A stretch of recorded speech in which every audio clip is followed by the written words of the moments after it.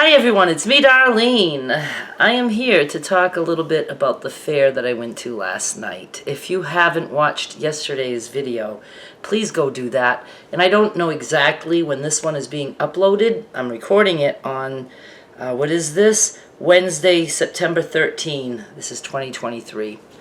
And yesterday, at the time that I'm recording this, yesterday I recorded a video about my my little mini meltdown that I was having about being here in Jacksonville, Arkansas, and worrying about everything.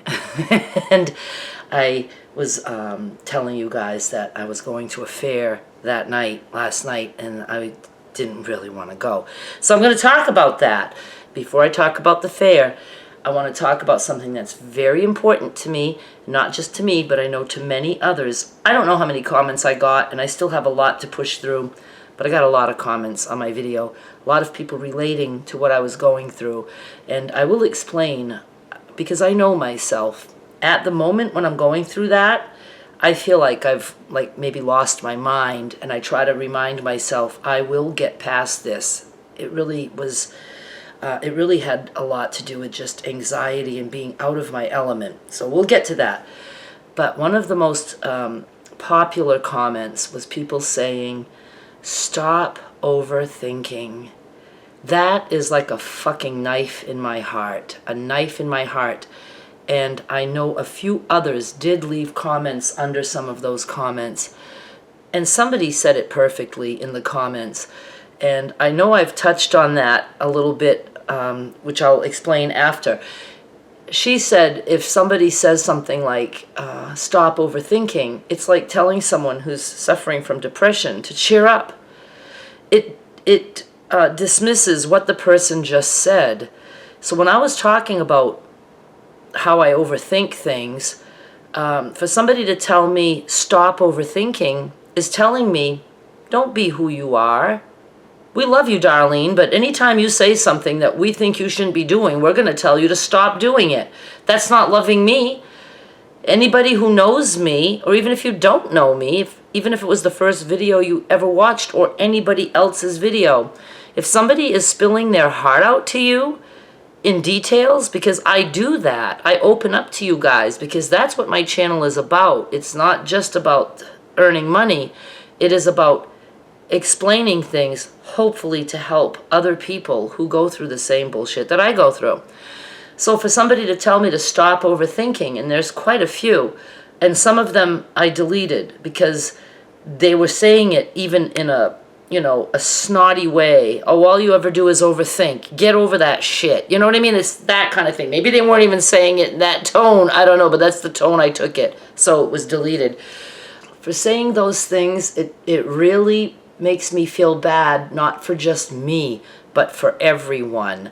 I bother to tell you guys how I'm feeling, and some of you say, stop overthinking, like none of what I said was beneficial in any way.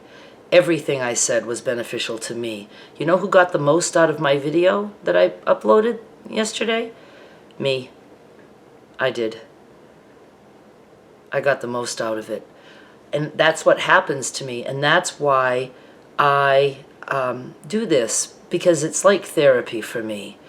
I was able to hear myself saying things to like myself as though I was just someone watching this video, and I helped myself by hearing my words, and I decided after I watched that through the editing that I made all the right choices for me. I said in there, and some of you were, saying things like, you just need to give it more time. I said I was going to give it more time. And, I believe somewhere in there I talked about how it was probably just all these little circumstances that were coming down on me all in one day. A long trip. I'm tired. I'm worried about the distance. I'm meeting people at a fair. Other things. I had coffee, so I was afraid that I was all jittery that day. I had coffee, and I was like, maybe that's affecting how I feel. But in that moment, I can't see past it. But yet I can remember. I know I have felt like this before, in other circumstances. And after some rest, I'm okay. I'm back to feeling all the good feelings I was feeling. So we'll get to that. Please don't tell people to stop overthinking. There is, to me, no such thing as overthinking. There is thinking. I think it's a very healthy thing to do. And I think people who say it, I think some of them just don't know what else to say, and they honestly think that's going to help. And some are uncomfortable hearing things like that, especially if they're someone you are close to, or that you love, or that they love you.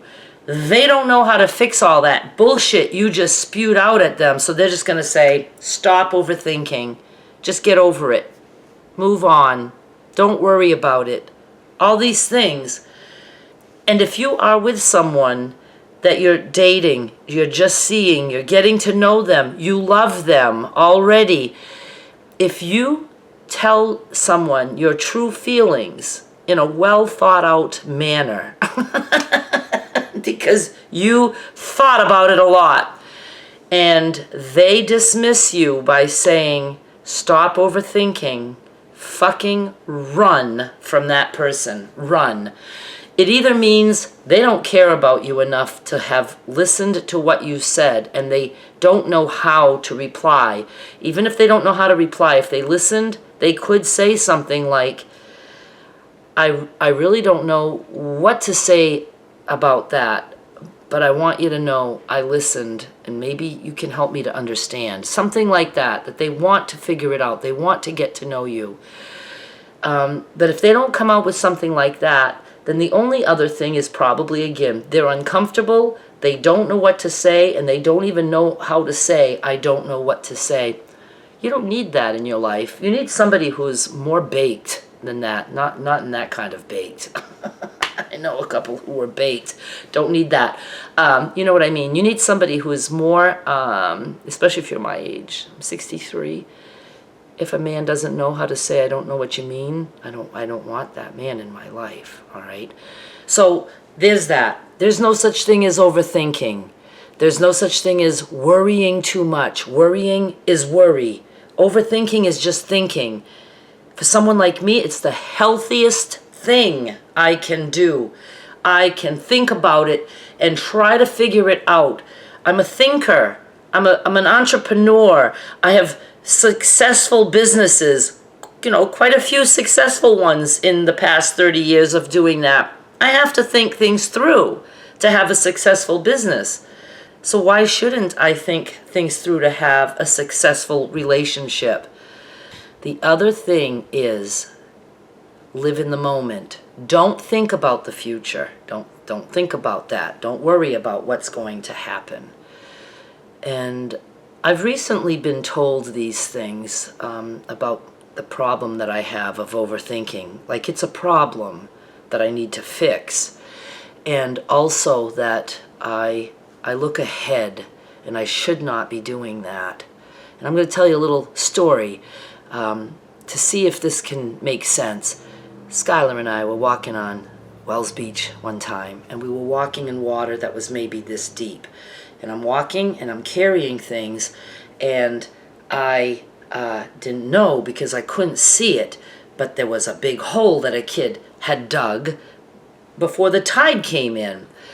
And I fell in that hole and thought for sure I just broke my ankle or something because my body kept going, but my leg was in that hole. And after we stopped laughing hysterically, because Skylar thought it was the funniest thing in the world to see me, my bags, the towels I was carrying, everything's just in the water now. I've never since walked in that depth of water because I think ahead when I go on the beach. If I walk in the water, I could fall in a hole and end up breaking my ankle. Or maybe I just could sprain it. Maybe it's broken to the point where I need pins. I don't know, but I think of all these things and then I decide, is it worth taking that risk or not? So no, I'm going to walk on the sand with no water covering my view. I looked ahead at what can happen if I put my fucking body on that beach and try to move my body from point A to point B.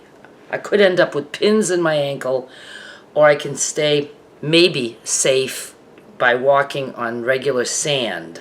Even then, I have to look forward to make sure there's no other holes ahead of me. At least I have a chance to look and see if there's a hole, and then maybe go around the hole, right? And it's kind of like dating. A lot of people, they just don't like it. They got hurt and they're not going to do it again. I got hurt and I'm doing it again, but I'm going to remember, if I look ahead, I'll be able to maybe figure some things out to stop myself from getting hurt. We would go out of our way to not hurt our body. I would go out of my way to not break a fucking ankle, even if it means I can no longer walk on a beach. I have to start walking on sidewalks. I'm not going to give up on my walk. I'm just going to stay off the fucking sand. That would be like if I had an issue with going to the bars and all I'm meeting is only drunk people. I still can go out. I just can't be at the bar because I want to meet sober men. You know, we have choices, and I have to look ahead. I have to overthink it. I have to worry about it. I have to analyze it. I have to do all of those things. If I am smart enough to say, I don't want to break my ankle or take a chance, I'm going to walk someplace safer because I don't want to hurt my leg.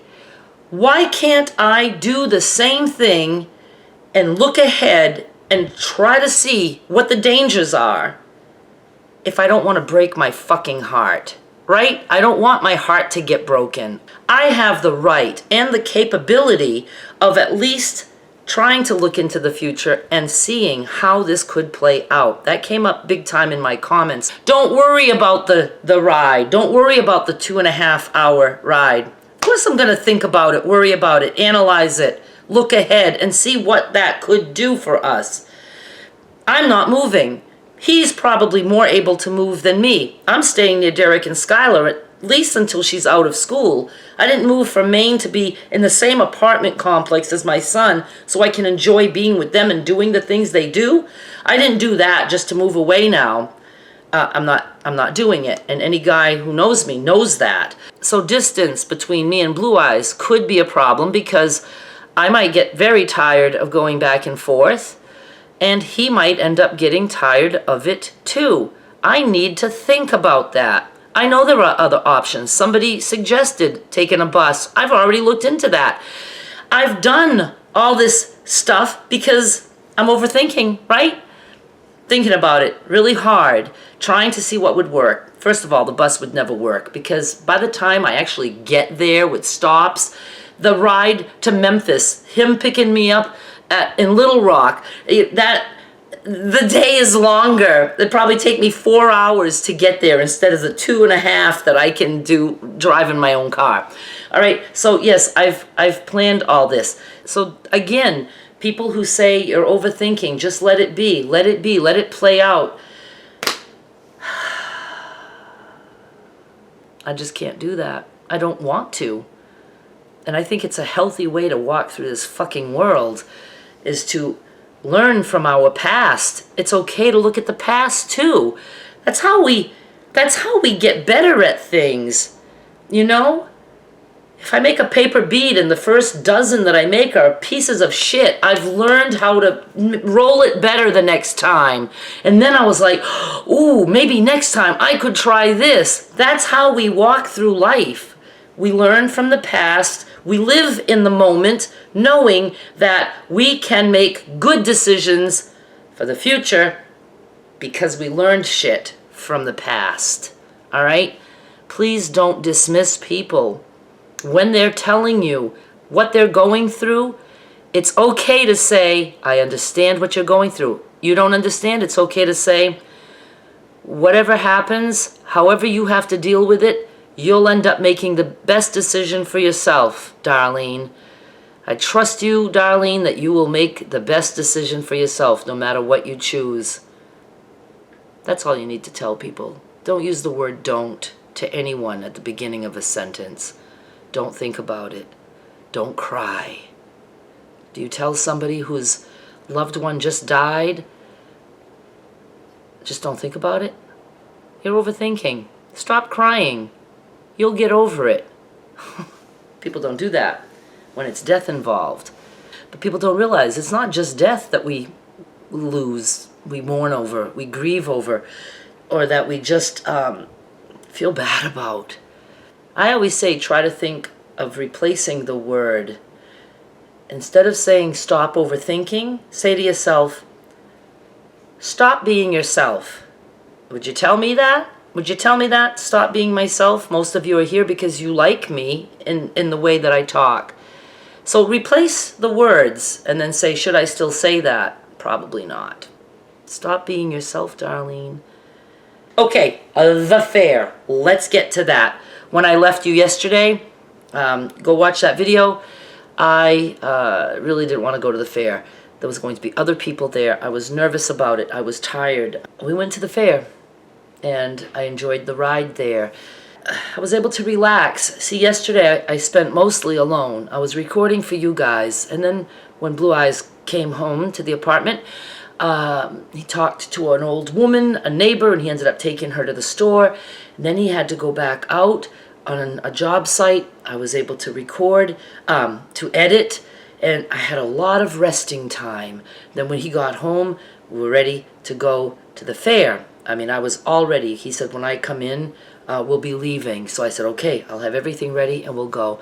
I had a nice 45-minute ride with him to the fair. The only people we ended up meeting was his daughter-in-law, her guy friend, and the two kids, girl 12, boy 11.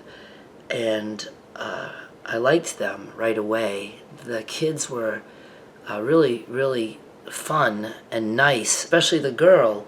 She talked with me. You know, some kids just don't. You know, they're shy or whatever. The plan was that Blue Eyes and I were going to walk the fair just to see what there were for rides. And they offered a band, a wristband. You didn't have to just buy tickets and go through all that. You could ride as much as you wanted. And I said, if I like enough rides here, I will get the band. Meaning he will get the band, because he would not let me pay for anything. But the kids were old enough, and I didn't feel bad about saying I'm not going to go on the rides. I knew they were okay, and in fact, I would have been the odd one out most of the time because a lot of the rides are just two people.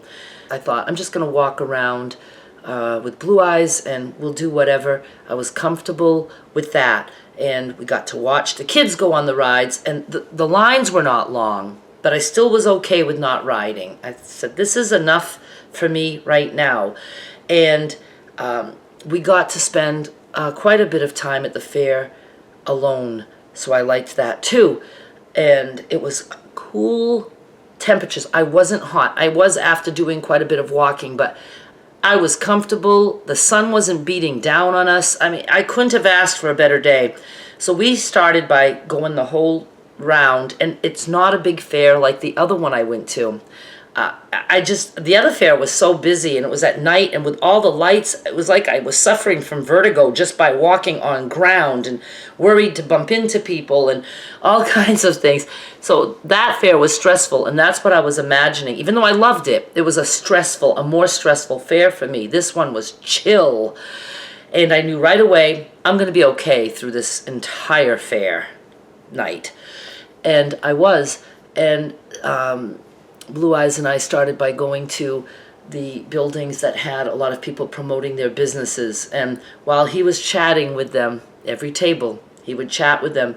And if it had anything to do with construction, roofing, home building home, whatever, he would get to the point of also promoting his own business and giving them. And he does have his own business, but here he's working for another business too. He works for multiple businesses. They call him when they need stuff, okay? So that's how it works. I'll explain more later. He would give his business card, and, you know, I don't look at that man and say that was a drug addict once upon a time who was homeless because of his drug addiction. And we'll talk about that more. He loves to talk about it. So he's very open to me and said, I can tell you guys everything that I know about him. All right, because it's helpful to others. So what I would do is, because I still don't care for the chit chat, the small talk. I'm afraid to get involved in that. You know, the people might ask me something. So what I would do is we would go to a booth and he would start chatting a little bit. I would fill out anything that we could fill out for gift baskets. So that was fun. As soon as I was done that, I would just tell him, I'm going to the next booth. You stay there. So I would go ahead to the next booth, look around, you know, maybe start filling out the little things or whatever. Might not be a booth he's interested in, maybe something crafty or whatever. And then we would go on, and that's how we did the whole entire building. Probably spent, you know, I don't know, quite a bit of time in there, maybe 30 minutes, maybe more. I don't know, did I already tell you this? It sounds like that's familiar to me. But maybe I did, and maybe that got edited out. I enjoyed that very much. He was in his element.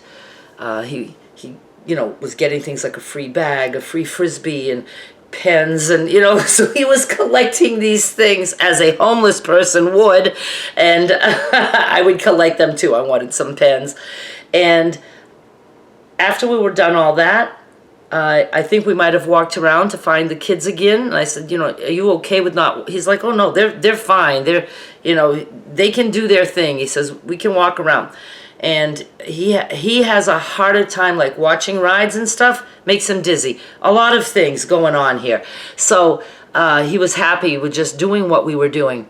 And then we went and sat down for a Leonard Skinner tribute band. Not the one that I thought was in Memphis, a different one. 10 fucking band members. The music was so incredibly good. So we sat and rested and listened to that. And I'm so happy to know that he loves live music. And he told me anytime he's in my area, if he's coming to see me in Hernando and I'm going out, if I don't mind him going out, he'll go out with me. He's not dancing. He said he slow dances though. So we have hope. But I told him we're going to practice in my living room. Because around here, a lot of them, even if it's slow dancing, they'll try to turn you. I ain't fucking doing that. I'll be on the floor. I'm not made for turning. Or they'll even just do it a different way. I just do it the 1970s, 80s way. That you just like kind of like rock back and forth. You just go in circles. So we agreed that we'll practice to see how we slow dance together. So there's hope that I might be able to do that with him down the road. And then we got up from that, and his family came there, and they sat for a little bit with the music, and then we decided we'd go see the barns, or whatever you call it, with the animals, the cows, the horses, and we both love the animals, the goats, all of that. We did all of that, and then he bought food for himself and for the 2 grandkids, and we all sat at a picnic table and ate, and then we went around again and watched the kids go on rides for maybe 30 to 45 minutes, and we were there until the place shut down. And I had told you in yesterday, or whenever, the previous video, that I had explained to him about my feelings, how and I explained in detail to him, because I first of all want to know, how is he going to respond or react to me being that honest with him? Is he going to be like, oh, you're just causing drama? I never want to hear the word drama out of any other man's mouth. It's going to be a deal breaker for me, because it has hurt me with some in the past. The overthinking, you just need to live in the moment. You cause drama, and you know, I'm not gonna put up with that anymore. I am doing the best for myself always, and I'm putting myself first, and that's the way I am. And I don't hate myself. People said you need to love yourself more. I love myself plenty. You should see where I was. I even loved myself then. I just knew I wasn't capable. I didn't have the tools, and I was still burdened with a narcissistic mother. And when I say burdened, I mean, yes, all that entails. It was hard. It was a hard fucking 30 years that I went through. So I love myself plenty, and I know my worth. I just have a hard time believing that that person is someone I can trust. Any of those.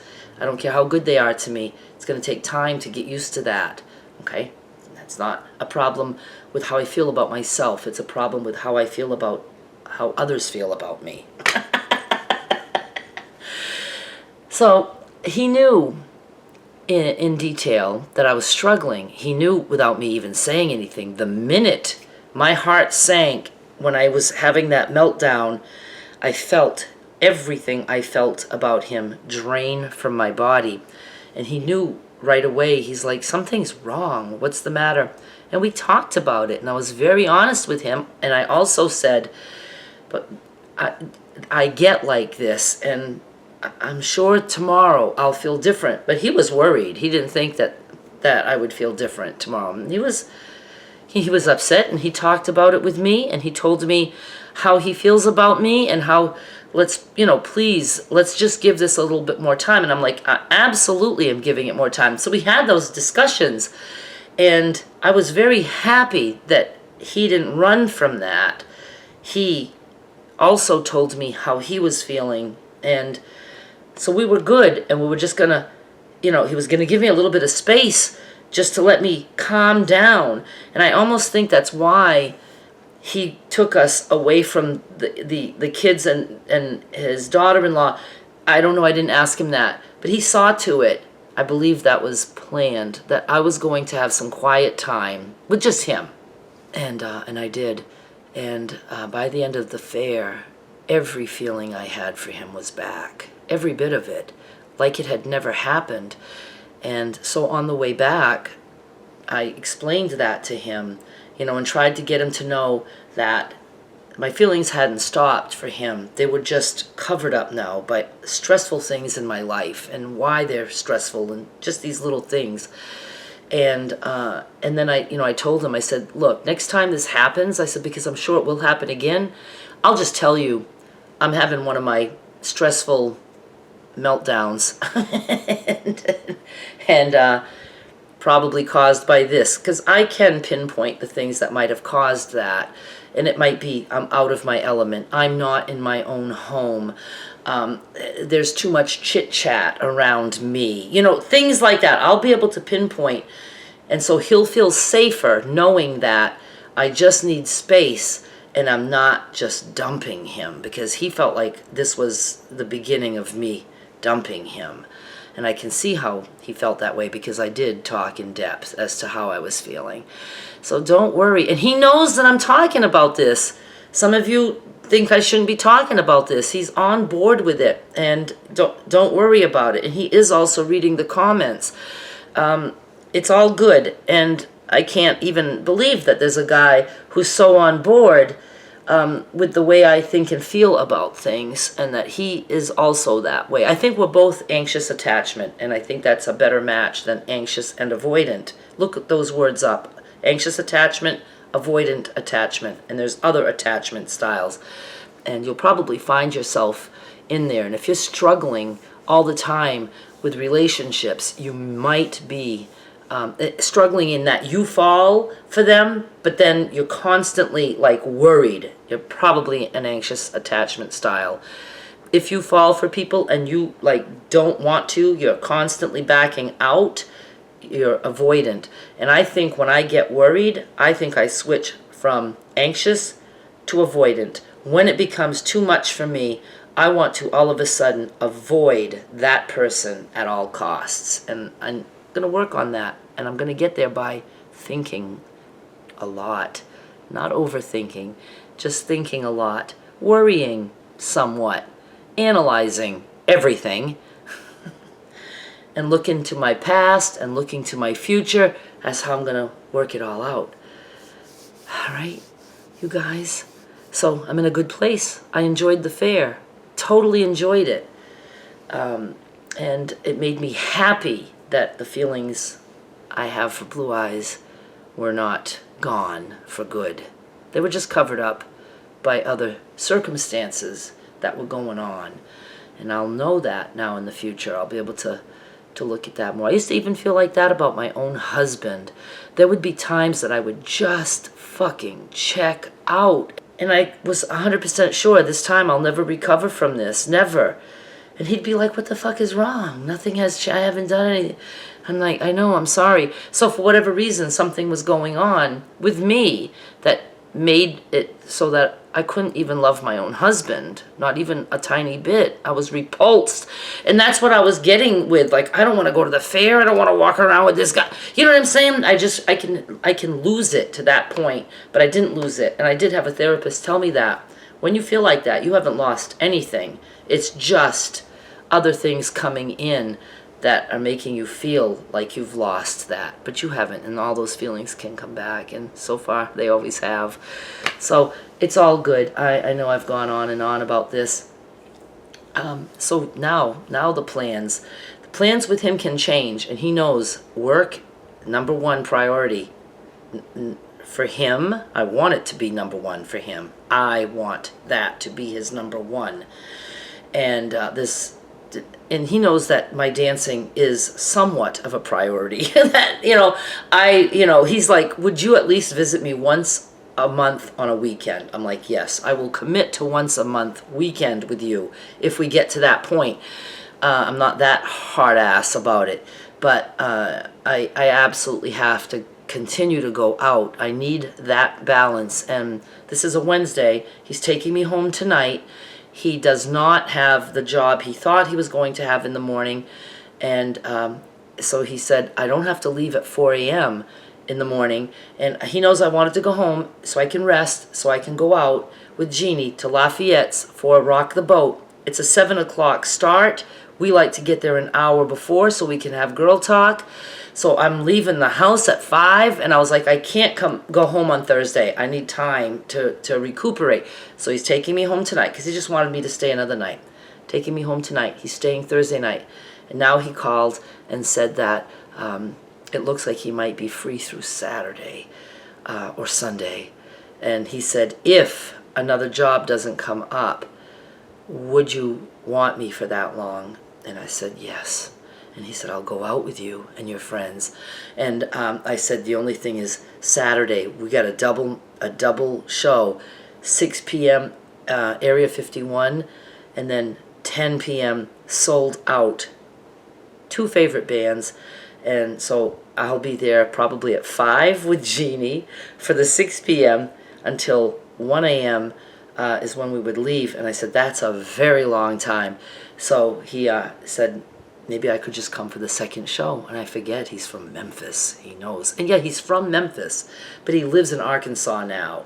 I know I had mentioned he's from Memphis, but I don't think I ever made it clear that he moved for this particular company to work with them for now. Okay? So he may be here for quite a few days in a row, and I'm ready for it. Some of you say you're moving too fast. No, I'm moving at the pace I feel like moving and the pace he feels like moving. We agree that we have no problem with moving this fast. We talk about everything. That's one of the best things about him. Not only that he's nice to me, but we talk. You don't know how much I need that because I'm an over talker too. Yeah, we're just both anxious to see if this will work, and the best way to do that is to actually be together and see how we like each other, if we can withstand things.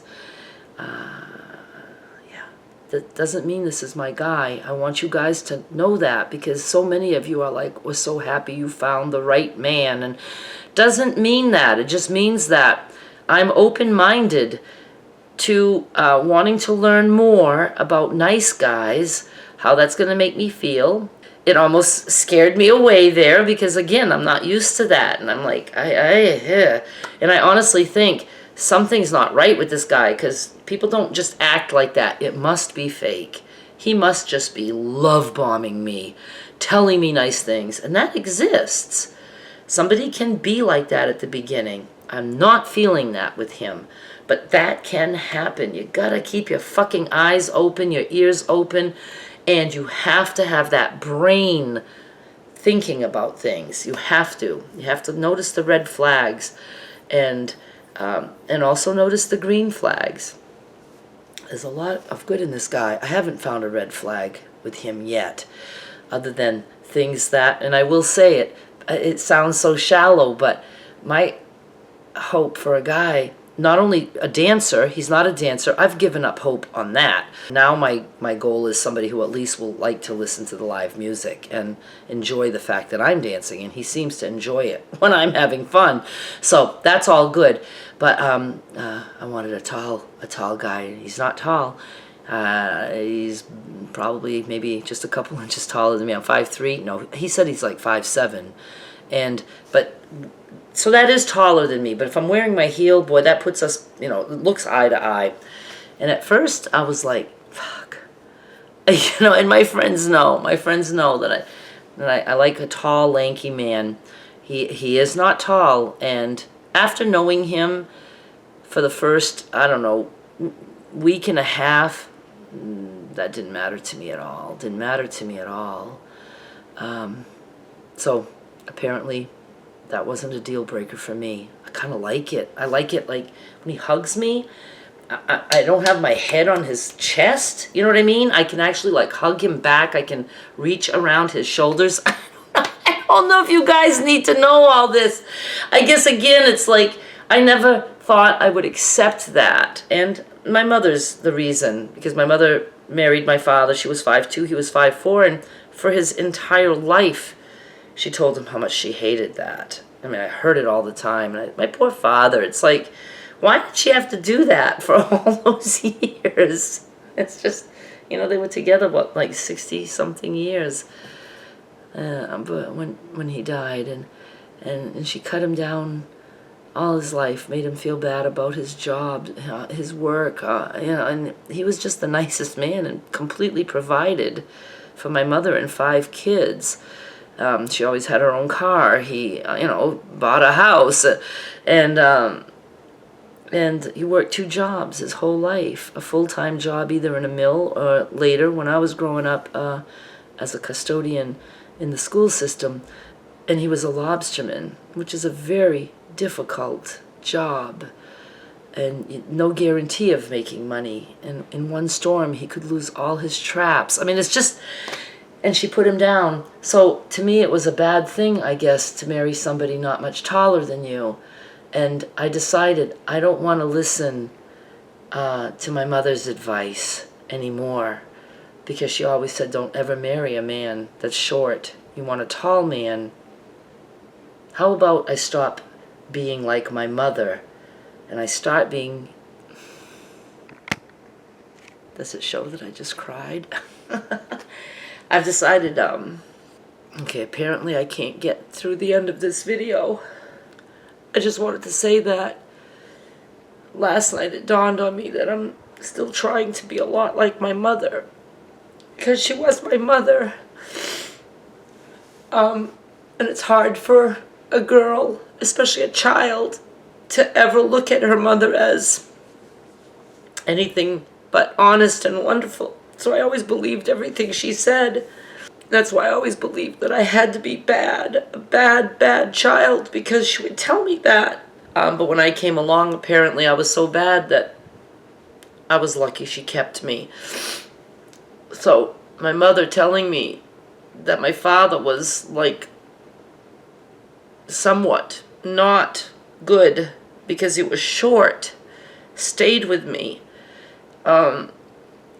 And I'm just now figuring that out, because all of a sudden I'm with a man who's not 6 feet tall, probably more like 5'7", because I don't know, and I don't care. And because of him, I'm going to learn that that's not important to me. It was important to my mother, and it probably wasn't even important to my mother. My mother probably didn't give a shit how tall my father was. If he'd have been taller, she would have found reasons to put him down for that. Because my mother was just out to hurt people. So I'm going to stop trying to live up to my mother's expectations that she taught me. And I'm just going to start trying to be more like my father, who was so kind. Okay, I have to stop now. So, see the lessons I'm learning? Not just from Blue Eyes, but from all of the dating experiences I have been in. And even some that you guys don't even know about, because they asked me not to talk about it. I can't even believe that I went from crying in Walmart's parking lot last November, and I believe I was talking about the dating sites and how I wanted to, really focus on that. And then New Year's Eve, I went out and I manifested somebody getting up from the bar, a man dancing with me. And I had told you guys that story. I couldn't believe it. It was just like I had imagined. I put myself on that dance floor dancing with women, and that a man was going to get up from the bar and come dance with me because he knew I at least was dancing with women, so I might like to dance. And that actually happened exactly like that. And then I just started meeting guys and actually being with them, not just chatting on a dating site. And I look back and say, I think that's pretty fucking incredible for someone who hadn't dated since her 20s, because I didn't date my own husband. We knew each other, and we just kept in touch. And then, bang, we were living together and married. I think I've come pretty far for someone who didn't date forever. And all of a sudden, I'm going out with these guys, and I'm happy for every one of those experiences, even though... one was very painful for me. Another one, not as painful, but it was tough. And I just keep going, and I keep learning, and I'm happy that I can look back at those as lessons. It was education for me. And I want to encourage anyone out there who has given up, would like to be with somebody but has given up. Don't give up. Just don't. Just keep looking. All right, I feel like this is way too long. I'm happy, not only with this new journey that could end like that, but if it ends like that, it won't be just because I checked out, because I won't let that happen, and he said he won't either, and I believe him. We're going to recognize if I'm checking out for whatever reason. That's not why it would end. It would have to end for other things, lying, cheating, stuff like that, or just finding out that we are bored with each other, something like that. It would be discussed, and I'm very willing to put in the time. I'm ready now to give all of October. Let's see if we can make it to Halloween, that kind of thing. So I'm not giving up, and that's good. And I will definitely keep you up to date on this journey and everything that I learn, because even if he and I don't make it or aren't the ones for each other, I will have learned so much from this experience with him, that there are nice men.